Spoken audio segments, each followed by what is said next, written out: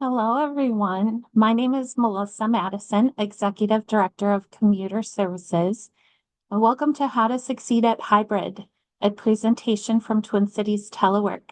Next.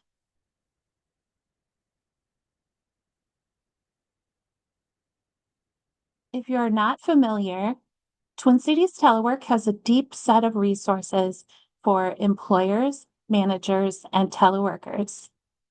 Next. You can find our resources at tctelework.com. Next. A recording of this training and slide presentation will be provided to everyone within a week, and your questions will be answered at the end of the webinar. To submit a question, please use the Q&A tool at the bottom bar of your webinar. If you think of a question after the webinar, please use our Ask an Expert feature on tctelework.com, or you can email questions to me, Melissa Madison, and we'll get back to you. Next slide. And now I will introduce our speaker, Elham Shirazi. She is the principal of ePlanning.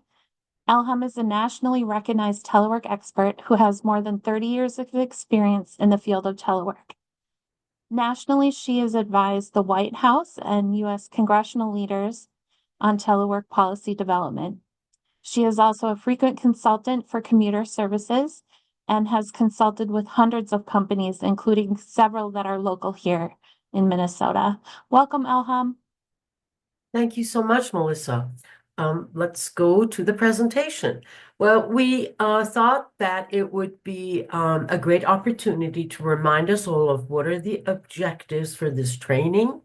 The purpose of this training is to help you as employees or help you as an employer know the tips that you may want to pass on to your employees to be successful in the hybrid work environment.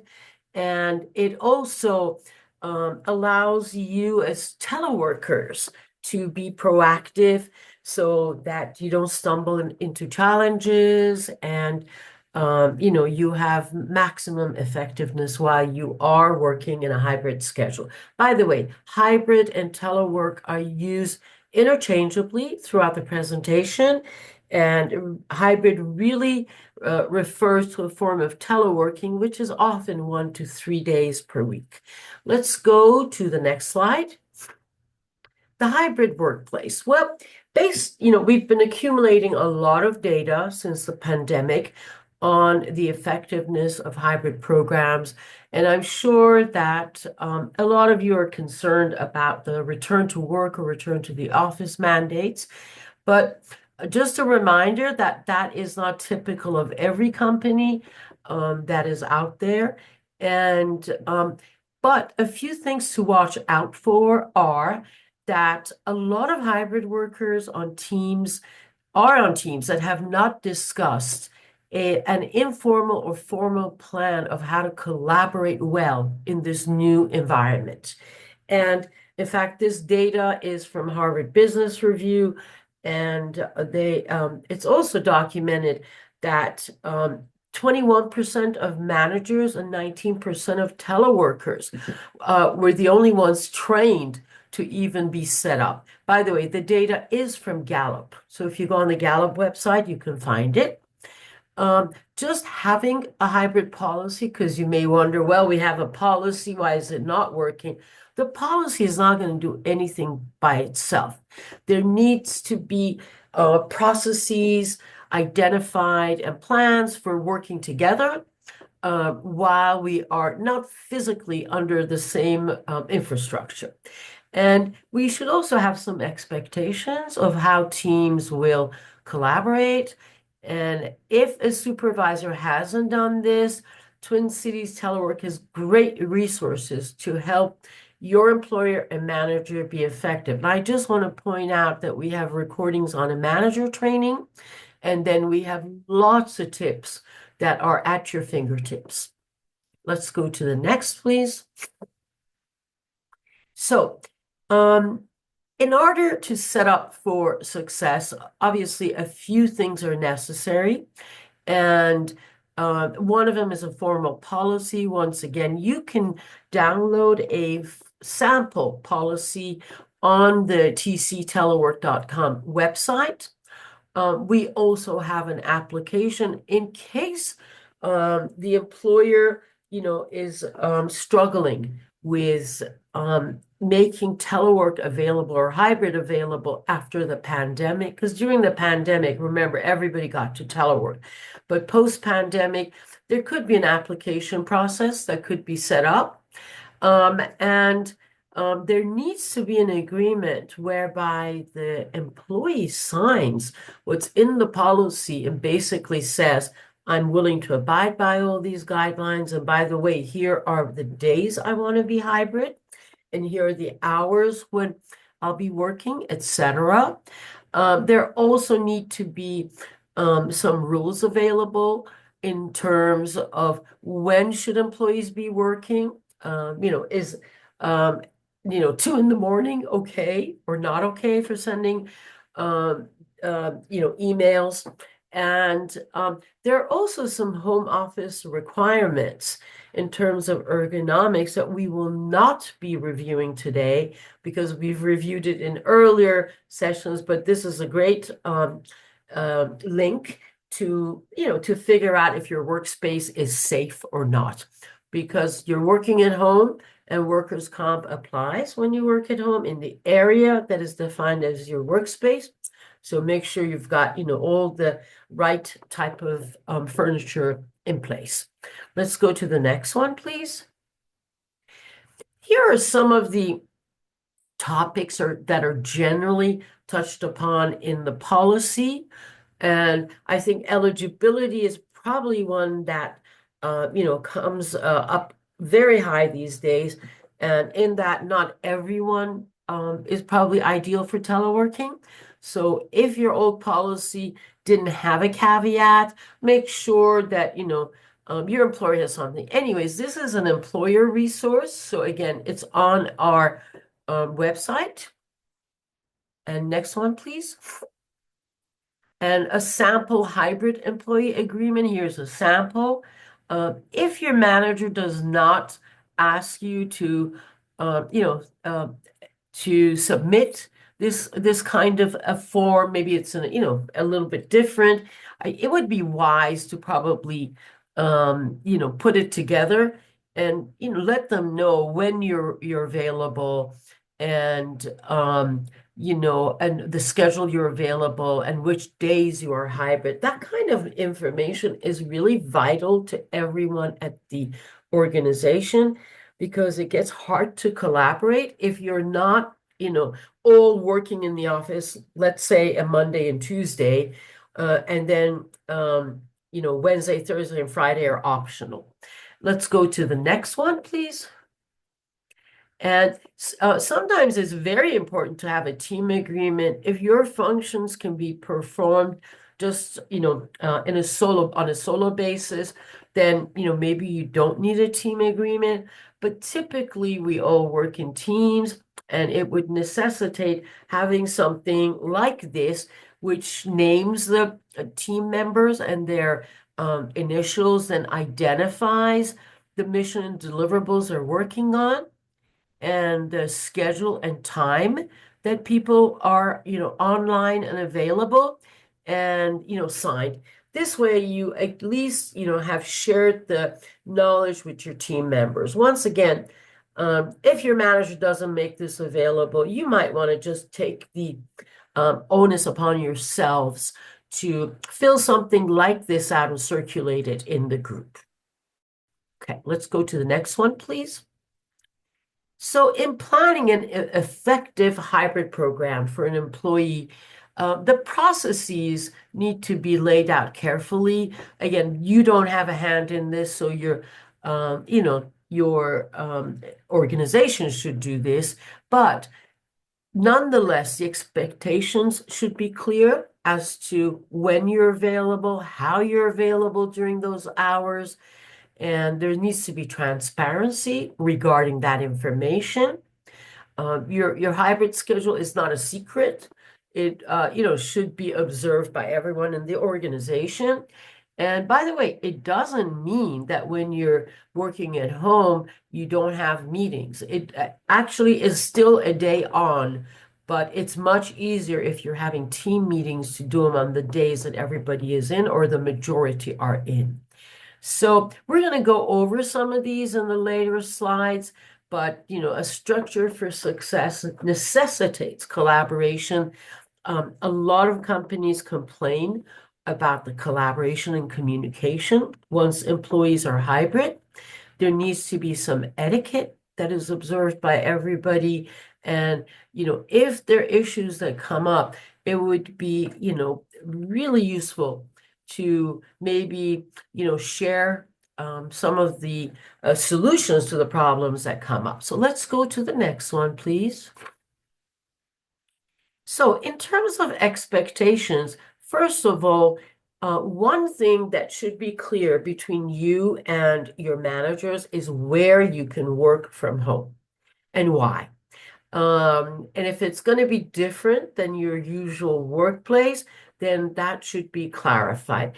These pictures are funny, and they're entertaining, but we would say that these are not ideal setups for telework. In fact, you should be in a workstation, whether it's at home or, it's at work. Workstation is a fancy name, but it could be a desk with a laptop that comes up, with an ergonomic keyboard, so that, and a remote, more importantly, a remote keyboard if you're working off of a laptop. So, you can type easily and use the mouse. And, there are other rules on the ergonomic worksheet that need to be in place. So no, we don't suggest you go surfing or skiing on your telework day.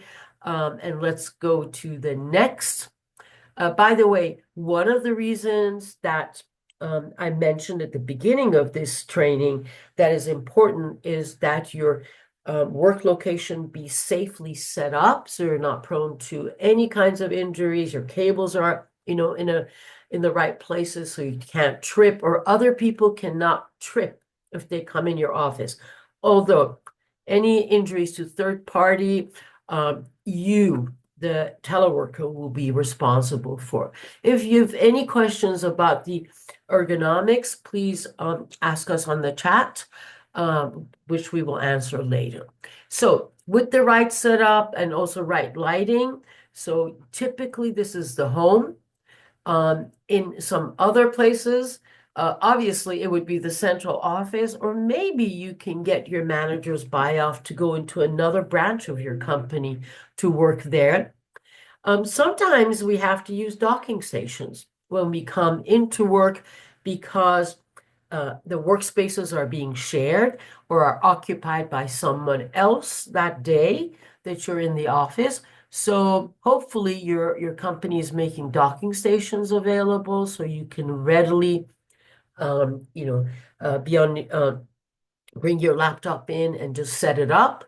And if you choose to use a facility that requires rent, those really do know, like the previous WeWork type of solutions.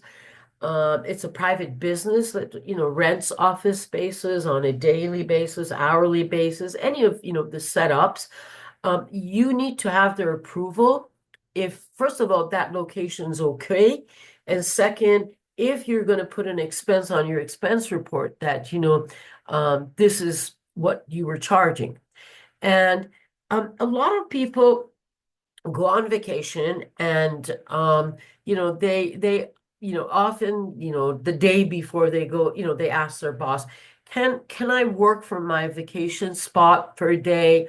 And can I work on, again, on that, spot, where you might own a cabin or you might have an, alternative home for some days. That permission needs to be obtained ahead of time and not really the day before, but, I would say at least 2, 3 days before you do that. If you're going on vacation, it's vacation.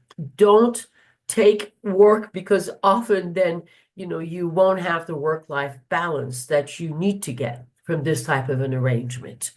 And, sometimes people also share their office space in their other, home location, whether it's a vacation home or, somewhere else. And, it's good to get your manager's approval for that ahead of time to see if that space will suffice. Okay, let's go to the next slide.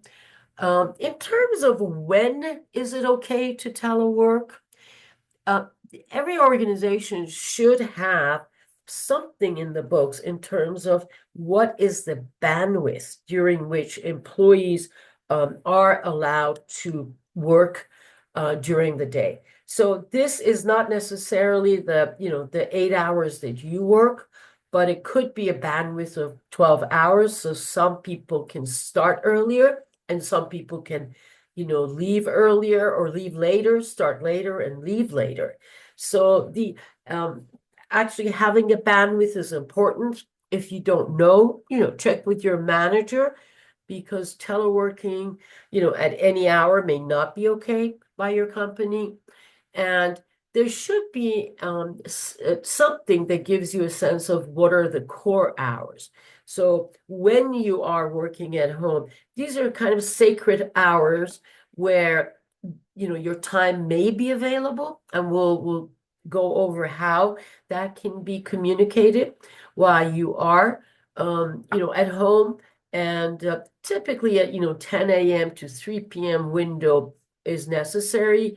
And although when people come into the office on their non-hybrid days, I've seen a lot of people take meetings through to the end of the day, just because, they've crunched all the meetings into just a 8-hour period. In terms of what are employers doing in the sense of allowing for a hybrid schedule, it vacillates between 2 to 3. And if your organization never before allowed, anyone to work remotely, you may still be on one day, or your company may have changed that to one day. So it's best if you are sure about what is allowed. But something in the range of 2 hours, 2 to 3 hours is typically what is allowed on a hybrid schedule. And so obviously that's 2 times per week. A lot of times the in-office days are on the core days. So, employees get to choose from a Tuesday through a Thursday type of schedule. And the office occupation percentages are showing that on Mondays and Fridays, offices are really very much even below the average 50% of being occupied, and sometimes range as low as 30%. So yes, just make sure that you're complying with what the expectation is.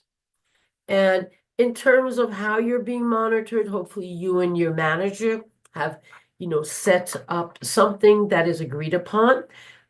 In some cases, it just might be a morning greeting. You send a morning greeting, morning checked in. At the end of the day, goodbye, I'm checking out. Sometimes it's just the software which documents when you logged on and logged off. And, although, of course, software, can document all of that, but we also have to rely on the trust pillar to, make sure that the work is being done. And there should be an understanding between you and your manager in terms of what you agreed to. Sometimes there is a company sign-in, and, sometimes you have to adhere to how often your desk is being used by you versus other people. There are companies that have reduced their space because they could. Not everyone has that luxury to reduce their office space, but some companies have been able to. So the desk sharing is in place. And then you've got those docking stations that allows people who are dropping in for a day to use, to be able to be at the office. So let's go on to the next one, please. when there are no clear rules and procedures for a hybrid program, as an employee, I would double check with HR to make sure that there isn't anything in practice that you don't know. And if the program is not formalized and maybe there isn't anything written about, the rules of communication, collaboration, and meetings, it might be a good idea to have some kind of formal structure in place because when there is no structure, then programs are running the risk of being canceled. And, everyone's left up to their own determination. As you can see, this employee is very perplexed as to where everybody is when he's in the office and maybe he came in on the wrong day. So, you want to comply with what is out there. And once again, if your manager does not reach out to identify, your availability, your work location, and remote access, please be proactive and develop an understanding with your manager. Otherwise, you're going to run into problems. And do ask commuter services for sample policies and templates. The website is very user-friendly. You only enter your own information once, and then you can download a number of the resources on that website directly. So let's go on to the next one. Excuse me while I take a sip. And one of the best tools that has come out of the pandemic era is what has been identified as a synchronous and asynchronous modes of communication. So synchronous, the best way to think about it is when we're together. So synchronicity, and asynchronous means that we're not together. So synchronous time is when, you actually set up your meetings, you do your, busy stuff that's in the office, you do the one-on-one meetings. And asynchronous often, is about the time when you are working alone on projects, or, it might be that on your schedule for a period, let's say for 3-4 hours, you just say, working on a project and block that time. So people know not to, to call you. Of course, your manager can text you if they need to. But there should be an understanding, of how communications go through. So the best way to communicate when you are not available for collaborative work is to make sure, of course, as I mentioned, your electronic calendar reflects it. If you don't have an electronic calendar that others can view, then somehow you've sent some expectations of when that available time is. I believe that a lot of organizations have cut back on the meeting time and have eliminated unnecessary ones. I think that, obviously a lot of companies have gone back to having a lot of meetings, and sometimes that is futile and you really don't get the results. There are times when there might be a meeting that you can record. Let's say, it's a presentation like this. It can be recorded and then sent out to everybody at the organization so they can send you questions in, on a chat or, on some other format in an email, and you can get back to them. It's really good to have agendas beforehand so that people can see what's going to be covered in meetings, especially if you're the person who is responsible for setting up the meeting. And obviously recording meetings and documenting work. And I don't know if many of you probably have noticed how there's a note taker along with a lot of software now. Zoom has it, Microsoft Office has it. So you can actually take notes I mean, so not you, but there is an electronic secretary, so to speak, available that documents everything that's being said. And there's a summary report and a dictaphone version. And, make sure that it's clear what outlets you're using for communication. Okay, so that's enough in terms of synchronous and asynchronous. So days you're in the office, obviously synchronous. Let's go to the next one, please. Um, so some best ways are suggestions to set up your in-office days versus your remote days. And again, these suggestions are not set in stone. Sometimes, they're intermingled, but for in-office day, I think you know the obvious: collaboration, in-person meetings, when you want to see people, when you want to see their body language. If you're trying to have some team building take place, it's really important that you attend those and part of them, because again, team coherence is important, and culture is built a lot of times on the days you're in, or by emails that go back and forth between you, your manager, the CEO, and the organization, etc. And other important days, and really good for in-office days, are department meetings, if your departments are manageable, so that people can ask questions comfortably. And that doesn't mean that you can't do it on in a video setup, but sometimes it is easier and a little bit less formal when you do it in person. And when you want to discuss group projects, and a lot of people find that training and coaching are best done on site, especially if you're mentoring individuals. Now, some organizations do have, an approach for onloading new employees even remotely, and those work very well as long as they're comprehensive and people attend them. And then when it gets to the remote day, obviously, solo work, building databases, spreadsheets, reporting, sometimes a Zoom meeting, when maybe there's a few people attending. I feel that sometimes Zoom meetings get lost after the number increases between 20 or team meetings, because then, it's hard to see who's engaged and not engaged. You want to make sure also that those meetings run for the maximum amount of time you can keep people busy. Because if someone's just watching a recording, I don't think it makes a sense. It's good for them, to listen and to absorb the materials, and not be multitasking. Multitasking is very difficult, although it seems easy. But if you're doing two jobs at the same time, you're not going to put in your best effort. So do try to separate, different tasks on the days, that you are remote, or the days you're in the office. So let's go to the next one.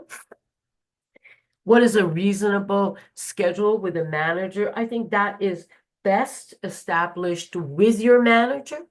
You have to have something that is permanent, meaning once every week, once every other week. And at a minimum, it's highly recommended that you meet with your team at least once a month. And we do recommend, once again, if your manager doesn't ask for it, then, maybe every other week, set up a meeting with them, with your immediate supervisor, to just go over your job, what you're getting done, and the expectations that are on you. And, stay connected. A lot of people don't read emails. That's not a good habit. We've noticed that becoming part and parcel, because if of this new workplace, because if you don't respond to emails, then that's a whole big leg of communication that you are missing out on. And, then people have to send repeat emails to you. And if you can text, if you can chat while you are, at home with employees, with other employees, make sure you're using those features when necessary. If you're meeting, then that's something you're doing in group, but texts and quick questions can be asked via quicker types of technology. Okay, let's go to the next one. The culture is very important, depending on how often your employer allows you to be remote. It's important for you to know what the culture of the organization is. A lot of times, obviously, the management and CEO play a big role in it, but you also, get an understanding of the culture after a couple of weeks, maybe, a month of working in a new workplace. You want to make sure that as a new employee or as an ongoing employee, you review, sorry, the annual work plan, and you also, you understand the strategic goals and deliverables of the organization. You want to make sure you review any policies, any agreements. What is remote access like? How do you connect? All the strategies in place and processes in place for making remote easier and also for running the organization. Some organizations are very strict, and they say everybody in on Monday, Tuesday, Wednesday, and that works for them. And, they get to flex on a Monday or a Friday. And some organizations say, as long as you're in the office Monday, Tuesday, or Thursday, I'm sorry, Tuesday, Wednesday, and Thursday. I meant to go for the middle of the week. Then, you're good as long as you attend 2 of those days. Always ask HR for materials. Some HR departments don't have policies, but they may have written up some guidelines, and guidelines are probably as useful. And if there are employee surveys that go around or there are discussion forums, a lot of companies are doing discussion forums to assess, how they're doing internally with their hybrid program. Make sure you attend, because silence is not good. And if there are issues, they need to be corrected. So let's go on to the next one. Sorry. Let's talk about communications a little bit. Let's go to the next one, please. Collaboration is ranked as the #1 skill that is required right now in order for hybrid programs to work. I think this particular piece of data is a little high, but Harvard Business Review had documented 85% of our work being collaborative. I would say it's probably more like 60% in most organizations, but nonetheless, collaborative is important. And those are the channels we want you to work on and build to keep your hybrid program in place. Let's go to the next one. Feedback is important. And sometimes, if you get feedback on the work that you're doing or deliverables, don't take it personally. It's all about work. Do not personalize work issues. I think that's the mistake we all fall into. And, sometimes conflict is uncomfortable, but conflict doesn't have to be challenging, because as you can imagine, that is when growth takes place. And, you have to sometimes come across, a difficult challenge in order to figure out, where to go next. So dissension is okay. Disagreeing is okay, but make sure it's all happening in a very, very impersonal way. Okay, let's go to the next one. What's important in your company is who you know, as well as what you know. So I would maximize, on the days that you're in the office, to make sure you have personal contact. By the way, sometimes just getting an opportunity to talk to someone for 15 minutes who's not in your department, but just to get to know them, or 15 minutes to maybe meet with the department head, or, if the company allows it, to have a quick meeting with the CEO to say, hi, hello, this is who I am. But you do need to build relationships. Sometimes they're established in the hallway when everybody's in the office, but sometimes you have to be good at doing it networking remotely. Um, Add value to the people you are networking with. So, it might be at a future project when, that experience becomes helpful, but it also helps you grow with the organization and understand the culture. Sometimes it's really good to set up meetings with people who've been there for a long time to get the feel for, what is the pulse of the organization. Be yourself, be comfortable. Let's go to the next slide. Communication. A lot of times we send communications and I don't, they're lost in translation. In other words, we have not given enough details. So, things can be misread and, they can also be taken personally. We highly recommend that you clarify messages. Again, don't, write two-page emails because that's not the right way to do it. Cluster your thoughts, and maybe put them in groupings. Um, and don't assume anyone can read between the lines. This is not when you do that. And don't play games. Um, and don't hold people to an expectation you didn't communicate. You all come to a meeting and they were supposed to review something and they haven't. And you're going to be surprised. Well, set timelines, deadlines, and everything that you sent.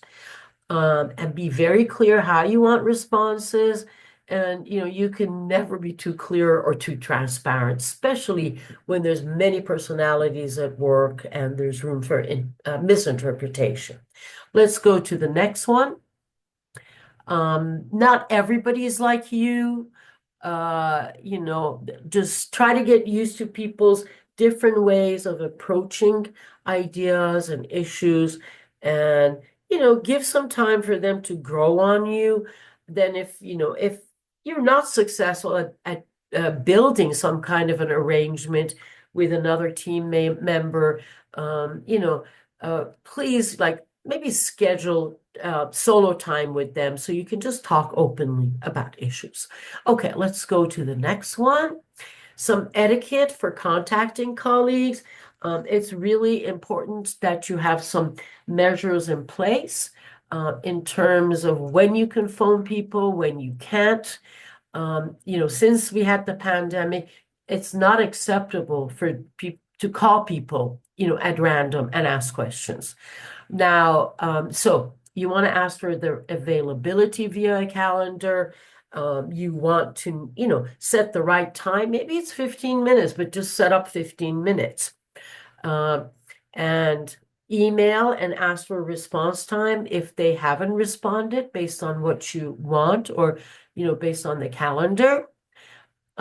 Only call someone if you agreed on the time. However, when employees work at home, just remember, when you work at home, you're supposed to answer all the communications. And someone may choose to call you. It could be your manager. So I would recommend, basically see if you're recognizing the caller ID and, you're not getting any, calls that you don't want to respond to. But you do need to respond, within a certain amount of hours. And, for an in-person, you typically give it a day and then, you want to stick to the duration of the meeting. If you go over the time, then people are going to leave. So just know that people now make time in increments, and going 5 minutes over is not okay. Let's go to the next one. For your managers, make sure you're, again, clustering your requests so that, in one email, they're getting several requests with, multiple asks. And so you say number one, number two, and, kind of organize your thoughts. Give timelines for each question. Of course, something that's amenable to your manager. and also be cognizant of what deadlines you have, because often when we miss deadlines, other people, um, are also having to pay for that. And set up those appointments for conference calls or just a call. Sometimes a call gets the work done, and we really don't need a video. So if you need a call, we'll do it. Just schedule a call. It's that might work. And don't um, walk in without knowing who's going to be in the room. If you're setting up the meeting, it's good for everybody to know who else is going to be attending, because sometimes that's a meeting you don't want to miss. Okay, let's go to the next one. Staying connected. I think you probably know these well by now. IM, text, call when you need an answer right away. And keep instant messaging to, very few people. When it's email, you can actually allow 24 hours for the response. And when the response is not as urgent as right away. Okay, let's go to the next one. Do speak up when you're attending meetings because, unfortunately for some people, being shy or quiet in the world of hybrid does not work. You really do need to speak up and let everybody know that you're present, and don't be shy. Don't brag, but do talk about what you've been doing. And, if there are topics on the agenda, make sure that you could share ideas via email or one-on-one conversations ahead of time. I know this sounds like a lot of planning, but trust me, these kinds of etiquette and manners do keep a hybrid program going. Next, go to the next slide. Pets and children. Obviously, they have to have pet givers. I'm sorry, caregivers. These pictures are not cute anymore. During the pandemic, they were cute, but cats, birds in the office are not recommended. Birds talk or, make noises. And in general, barking dogs, noisy children, all of that distracts from your professionalism. Let's go to the next one. Productivity. Let's move on. A daily log helps you stay productive and also helps your manager know what you're doing. This is downloadable. It's a very simple form, which basically says what is the objective in terms of what you're doing that was covered, and what were the tasks and the tasks that you were willing to deliver on that day or accomplish. This provides peace of mind for your manager, but it also keeps a log of how productive you're being. Let's go to the next one. Obviously, create connections. This is another download available from our website, but let people get to know you, open up when you're in the office, and there's some really good tips here. Please do download it. Let's move on. So fear of missing out is something that remote employees worry about. And, you want to make sure that, again, you attend important meetings. You won't miss out if, a lot of the team meetings are, set up maximizing attendance, as well as, if there's even a potluck, go in. Because that's the time you get to chat with your friends and others that you don't see often. Let's move on. Networking, very important. Follow company culture. Some cultures are not as friendly as others, but some are super friendly. So maintain regular communications. Be very intentional with relationships. If it's just hi, hello, then hi, hello. But if you have a reason, to be calling someone, then be very clear, because they may not be used to someone like you, calling them for a specific meeting. Attend departmental and social events. And, if they're industry events, please make sure, that usually those are by webinar, but do attend them because it's important to reach out to people at other organizations. Let's go to the next one. Generally, we need 6 hours of social interaction each day. This doesn't mean that these are, you need 6 hours. You go home, at 5 and have to be up till 11. No, some of that interaction happens in the workplace and some of it at home. Obviously, there are ideas here. Please, if you are 100% remote, don't miss out on those interactions. Go to the gym, do move from your desk, and don't just get tied to the screen because that can create loneliness, and loneliness is dangerous, and can lead to depression. Let's go on to the next one. Solving challenges of a hybrid program. I think we've mentioned some of these, but with communications and collaborations, make sure there are rules, make sure you follow them, and try to schedule meetings with others, of course, when they're all available. If there are interpersonal things that come up, depersonalize the issues, focus on work. Don't ever blame anyone personally in the workplace. If you have a fixed schedule, which says 2 days in the office, 3 days hybrid, or vice versa, make sure you're reporting on how the organization is asking you to report. With IT, try to troubleshoot, then call IT. With training is good if you can attend in person, but sometimes it's not. So do practice on your own time and make time to coach others if you're in a position where you have to, teach a new hire how to get their job done. Be there for others. Let's go to the next one. Burnout. Burnout can creep in even sometimes with 2 days or 3 days of hybrid. And let's go to the next one. Yeah, we don't want you to turn into skeletons. It has become its own epidemic. When people are teleworking, 100% remote, it's more of an issue, but it's less with people who have interactions, a few days a week. So hopefully you're getting in some of that personal time when you go in the office, and don't go into the office and get on Zoom meetings, because that is not the right way to be interacting. When you're in the office, it's time for you to get together with each other. Let's go to the next one. Their main causes of burnout are, really high workload. If your workload is unmanageable, do talk to the manager. This picture is beautiful, and don't stack up your work and your personal life next to each other. It's hard for some people even to get that load of laundry done when they're working. Some people can do it, but some it's hard. Do whatever works for you.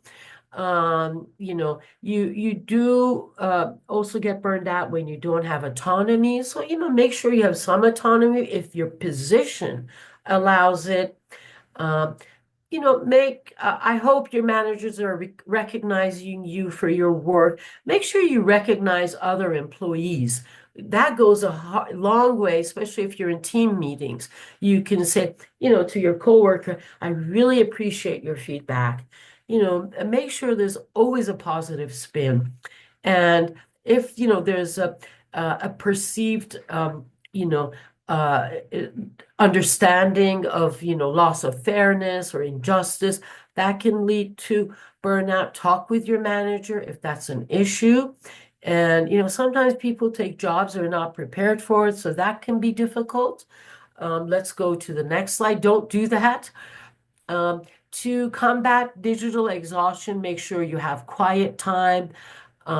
Make sure that you're promoting your own well-being and you have sustainable work practices. Start at the same time, end at the same time, take breaks at the same time. And even short breaks between meetings, 5 minutes is a breathing space. And just try to avoid the burden of unnecessary meetings on people. And by using synchronous and asynchronous types of blocks.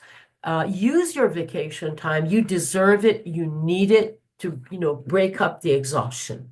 Let's move to the next one. Stress busters. Here's some tips. a lot of these tips are on our website. You know, and they're, eat lunch away from the computer, get breaks from sitting behind your desk when you're at home. Make sure you're having movement and take care of yourself. Let's go to the next one. Mental health. Treat your work and home days like you're working in the office. I think some of these are, the same tips as being successful. But make sure you're stretching. Sometimes, a walking desk is really good for you to switch your position. A lot of people invest in, that kind of technology because it's really not that expensive anymore. So let's go to the next one. Mental health is, of utter importance, of high importance to your employer.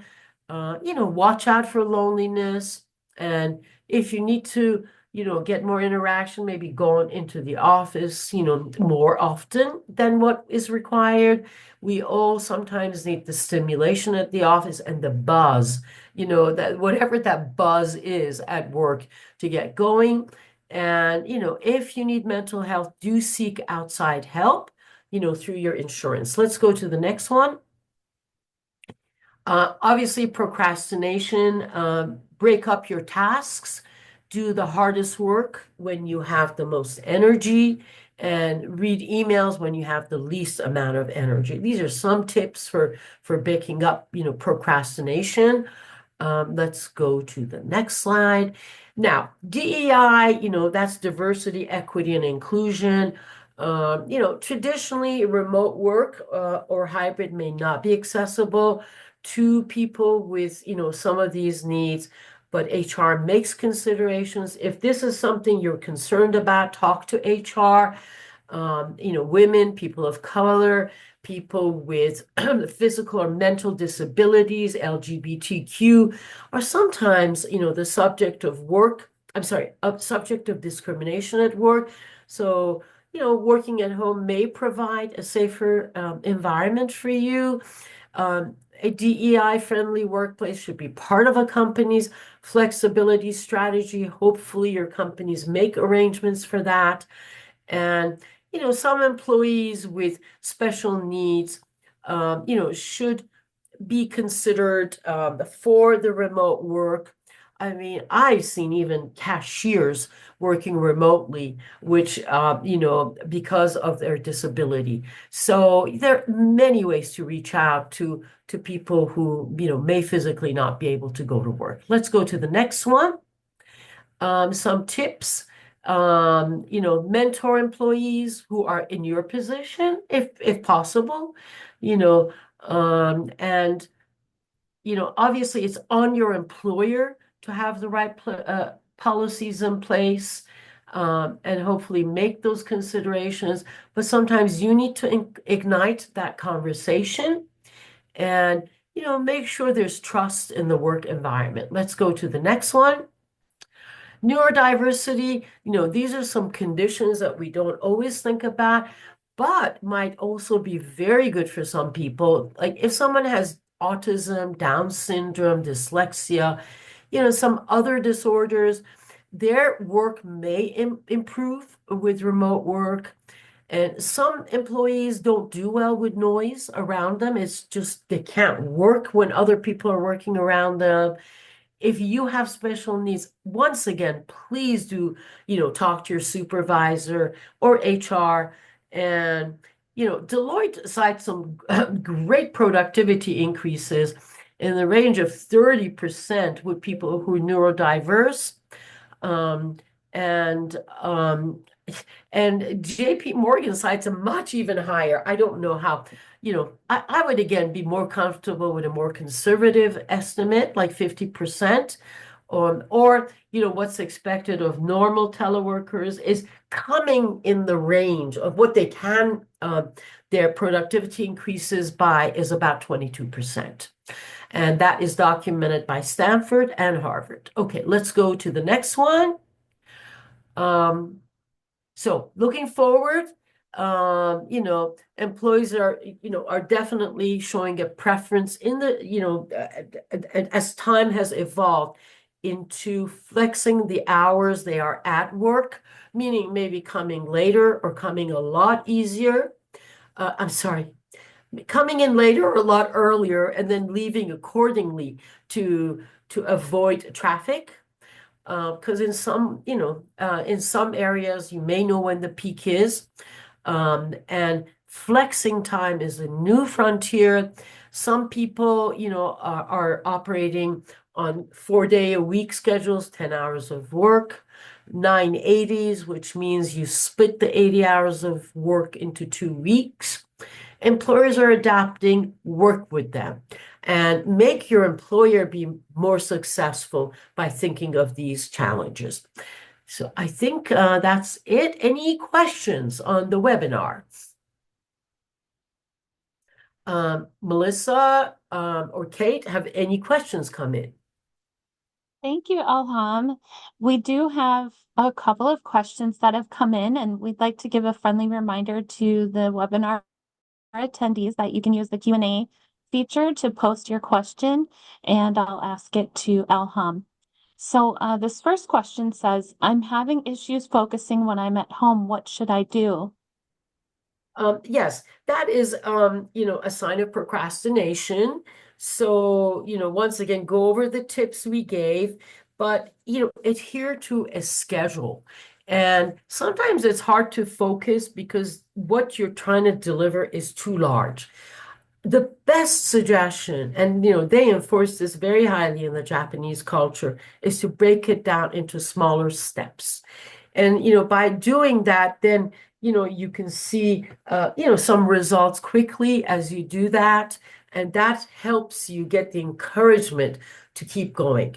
So break big tasks into smaller ones, but also get everything that can deter from your focus in your workspace away, noise around your work environment, children, anything that's noisy. If you're having a renovation, go back to the office maybe, and, try to, get away from anything that's noisy, or your neighbors having construction. Go to the office for a few days extra, maybe on that week. Okay, let's go to the next one. Another great question. Do you have any suggestions for people who don't have a diagnosed condition, but who don't work as well in an office setting and would like to work remotely more often? I think in a situation like that, you obviously need to trust your supervisor or manager with some information. There's got to be clarity about what your needs are. And, if you don't get there, this might be a little challenge, but you should go to HR and see if there's a way that HR can help you. Now, in some situations, you may be very uncomfortable about going to your manager. Again, reach out to HR and see if they have suggestions for you. But there should be places where you can get help within your organization. Any more? Yes, another question. My neighbor sees my car in the driveway when I work from home and rings my doorbell and interrupts my workday. What can I do that would not be rude but gets the message across? The first time, be very friendly, go to the door and just say, I'm working now. I mean, kind of just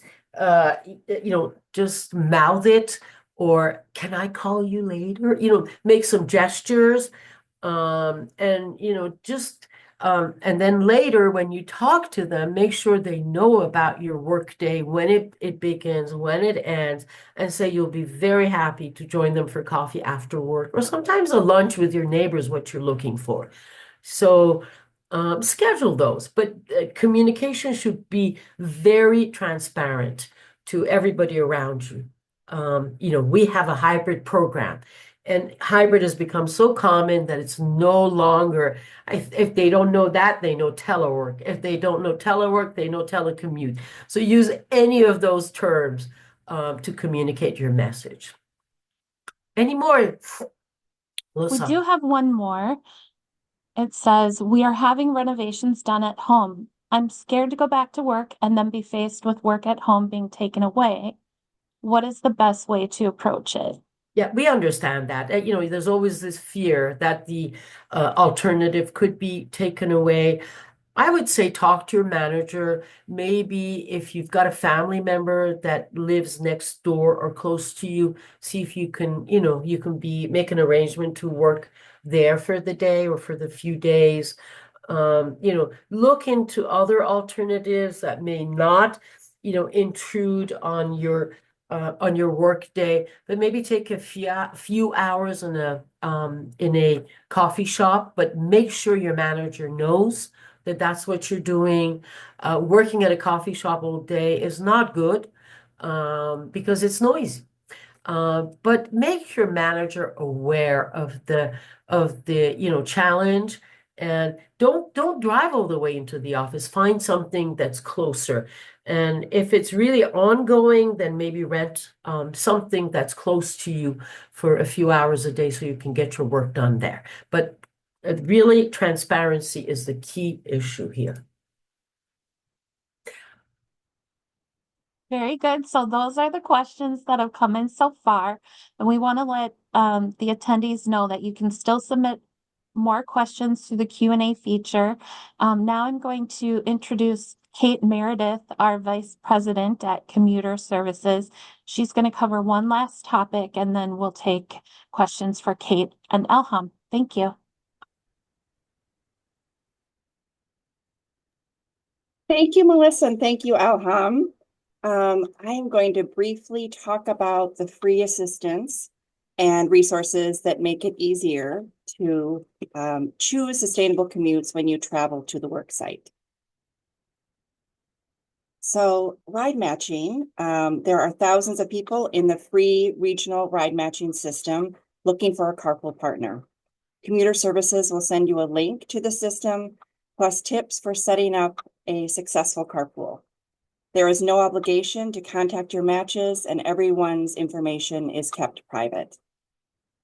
Receive detailed information on the best transit route for your commute. We'll send you a customized trip recommendation with a printed itinerary, which includes transit stop locations and total trip time. Plus, you'll receive the corresponding schedules and 2 free ride passes to give transit a try. We have a wealth of resources to assist you to bike to work, including route planning tools, trail maps, tips for biking in traffic, and instructions on how to put your bike on the bus and train. There is a free program called Guaranteed Ride Home, and you can receive up to $100 in taxi ride, Uber, Lyft, or transit reimbursements per year when you use an alternative to driving alone to work. This free program provides peace of mind to know that you'll get home in the event of a family emergency or an unexpected schedule change. So that just gives you a brief summary of all the free resources and assistance that we can provide on those days that you travel to the work site. And I'm happy to take any questions about our resources, or if you have any questions for Elham as well.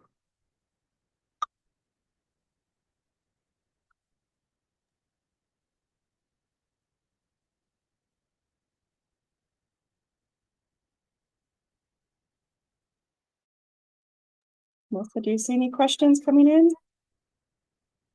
Hey, we don't have any new questions, so we want to thank all of you who have attended, and you'll receive a copy of this webinar and the slide deck in about a week, and you can submit questions to our Ask the Expert feature or to my email at any time. And thank you everyone so much for joining us. We hope you have a wonderful rest of the day.